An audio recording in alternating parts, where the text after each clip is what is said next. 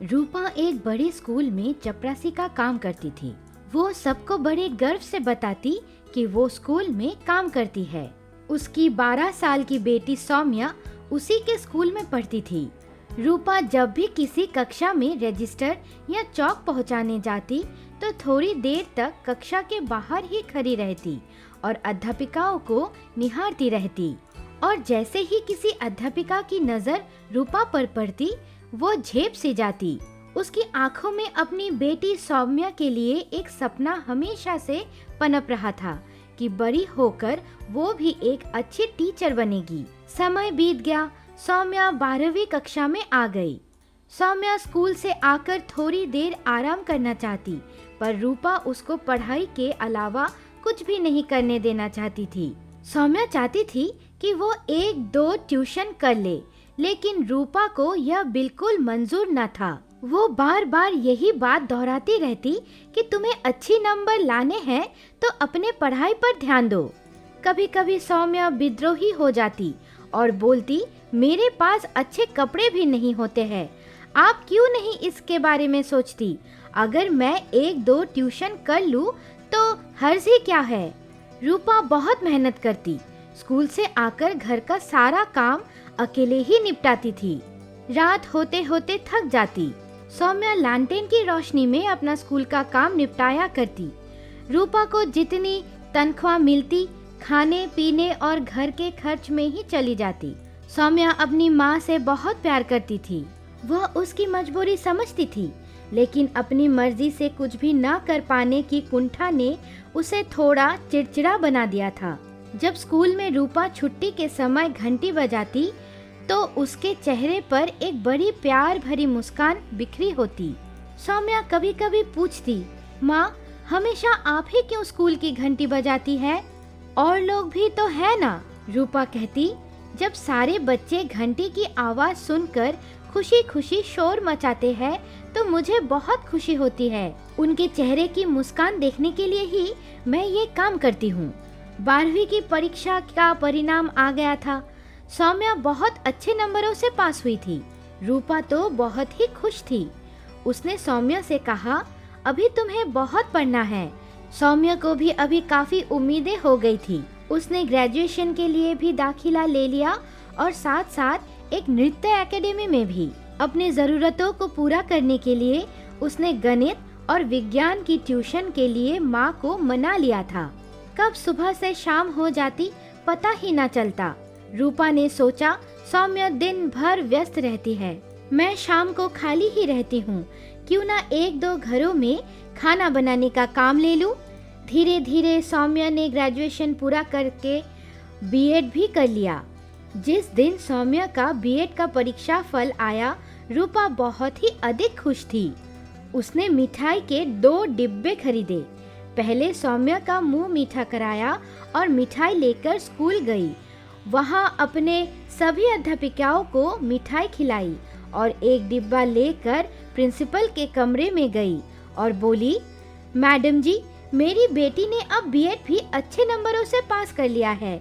मैं चाहती हूँ आप उसे इस स्कूल में ही टीचर रख ले। प्रिंसिपल मुस्कुराते हुए बोली, रूपा, मैं तुम्हारी भावनाओं की कद्र करती हूँ। तुम हमारे स्कूल के बहुत पुराने कर्मचारियों में से एक हो, लेकिन मुझे बोर्ड से सलाह लेनी होगी। सौम्या से कहो वो आवेदन दे दे। रूपा छुट्टी के बाद जब घर आई तब उसने सौम्या को बताया कि प्रिंसिपल से क्या बातचीत हुई, पर सौम्या अधिक खुश न थी। उसने आवेदन कर तो दिया, साथ ही और भी आसपास के कई स्कूलों में भी अप्लाई कर दिया। 1 महीने बाद ही प्रिंसिपल ने छुट्टी के बाद रूपा को बुलाया और कहा, रूपा, हमारे स्कूल के बोर्ड ने सौम्या की योग्यताओं को देखते हुए उसका आवेदन मंजूर कर लिया है, लेकिन उनकी एक शर्त है। रूपा के मुंह से तो बोल भी नहीं फूट रहे थे और आंखों से आंसू बह रहे थे। वो अपनी साड़ी के पल्लू से आंसू पोंछते हुए बोली, मैडम जी, आज मेरा बरसों का सपना पूरा हो गया है। मुझे हर शर्त मंजूर है। प्रिंसिपल ने रूपा की तरफ देखा और बोली, शर्त यही है कि तुम्हें यह नौकरी छोड़नी पड़ेगी। रूपा को तो काटो तो खून नहीं। उसने मेज का सहारा ले लिया और अटकते हुए बोली, मैडम जी, मेरा बरसों पुराना सपना था कि मैं अपनी सौम्या को भी कक्षा में जाकर रजिस्टर और चौक दूं, उसको बच्चों को पढ़ाते हुए देखूं। इसी जुनून ने मुझसे मेरी बेटी और मेरे बीच थोड़ी दूरी भी बढ़ा दी। जब मैं उसको देख ही नहीं पाऊंगी तो क्या फायदा।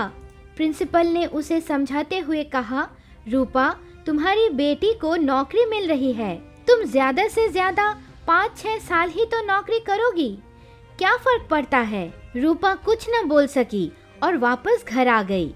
घर में घुसते ही सौम्या दौड़कर उसके पास आई और माँ से लिपट गई। फिर बोली, माँ, मुझे बहुत अच्छे स्कूल में नौकरी मिल गई है। रूपा हैरान सी सौम्या को देख रही थी। उसने सौम्या से कहा, बेटा, तुमने मुझे बहुत बड़ी परेशानी से उबार लिया। रूपा ने सौम्या को प्रिंसिपल से हुई पूरी बात बता दी और बोली, मैं कल जाकर प्रिंसिपल मैडम को मना कर दूंगी कि मेरी सौम्या यहाँ नहीं पढ़ाएगी, यहाँ की नौकरी मैं ही करूंगी। रात में जब वह सोई तो आंखों से आंसू बहने लगे। फिर भी वो खुश थी कि बेटी टीचर तो बन ही गई, भले ही दूसरे स्कूल में है। ऐसा लग रहा था कि एक माँ की ख्वाहिश तो पूरी हो गई थी, पर उसका अपना सपना शर्तों में ही उलझ कर रह गया। एक बार की बात है, सुमन नाम की औरत अपनी सास चित्रा और बेटे शुभम के साथ रहा करती थी। सुमन के पति का देहांत हुए 1 साल हो चुका था और अब उसकी सास हर समय बस उससे बुरा भला कहती रहती थी। अरे ओ कलमुही, कहाँ है तू? जी माँ जी, यही हूँ। यही है तो क्या मेरे ऊपर कोई एहसान कर रही है यहाँ होकर? अरे मेरे बेटे को तो खा गई, अब पता नहीं मुझे खाने का इंतजार कर रही है क्या? ये कैसी बातें कर रही हैं आप? आप अपनी पेंशन का तो 1 रुपए हम लोगों को नहीं देती। मैं लोगों के घरों में काम करके अपना और अपने बेटे का पेट पालती हूँ। तुझे क्यों दूं 1 भी रुपए? हाँ, ज्यादा बकवास मत कर, जा जाकर चाय बना मेरे लिए। सुमन फटाफट चाय बनाकर चित्रा को पिलाती है और अपने काम पर चली जाती है। उसे अपनी जीविका चलाने के लिए कई घरों में काम करना पड़ता था।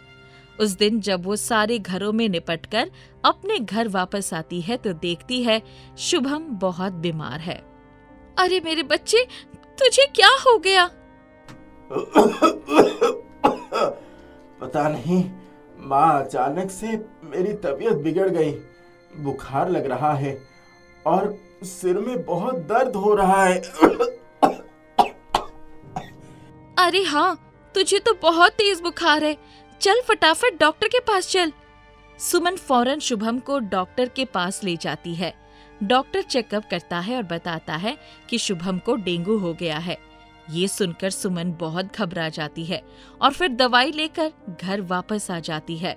बेटा, डेंगू बहुत बुरी बीमारी है, तुझे अपना बहुत ख्याल रखना होगा।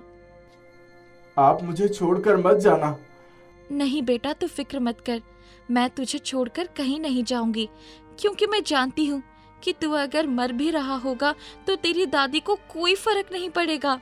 सुमन सब छोड़ छाड़ कर शुभम की देखभाल में लग जाती है और इसी कारण वो अपने काम पर नहीं जा पाती। काम पर क्यों नहीं जा रही है तू? क्योंकि मेरे बेटे को डेंगू है, ऐसे में मैं उसे छोड़कर नहीं जा सकती। सुमन ने सारे पैसे शुभम के इलाज में लगा दिए। अब जब वो और पैसे कमाने के लिए वापस काम पर जाती है तो उसे पता चलता है कि उसकी जगह दूसरी काम वाली को रख लिया गया है। वो उन लोगों को अपना हालत बताती है और काम वापस मांगती है, पर उसे उसका काम वापस नहीं मिलता और वो रोती हुई घर वापस आ जाती है। क्या हुआ? ऐसे गला फाड़ कर क्यों रो रही है? ज्यादा छुट्टियां होने की वजह से मुझे काम से निकाल दिया गया है। अब मुझे समझ नहीं आ रहा है कि मैं पैसे कहाँ से लाऊं और अपने बेटे का इलाज कैसे कराऊं। ये तो होना ही था, पर मुझसे तो 1 भी पैसे की उम्मीद मत रखना। और हाँ, एक बात और, मेरी बेटी आने वाली है तो तुम अपना सामान लेकर किचन में शिफ्ट हो जाओ। मेरी बेटी कमरे में रहेगी। पर माँ जी, मेरा बेटा। ज्यादा बकवास करी तो घर से ही बाहर निकाल दूंगी। रहना है तो किचन में रहो, नहीं तो चली जा यहाँ से। सुमन शुभम को लेकर किचन में रहने लगती है। शुभम की तबीयत अभी भी बहुत खराब थी और अब सुमन के पास न पैसे थे और न काम। शुभम का इलाज कराने के लिए उसे भीख मांगने निकलना पड़ता है। हे भगवान, मैंने कभी नहीं सोचा था कि मुझे भीख मांगना पड़ेगा। मेरे लिए ना सही, मेरे बच्चे के लिए मेरी मदद कर दे भगवान। शाम का समय था, रोड पर सन्नाटा था। उसे चंद रुपए ही हासिल हुए थे। वो रोड किनारे बैठकर रोने लगी।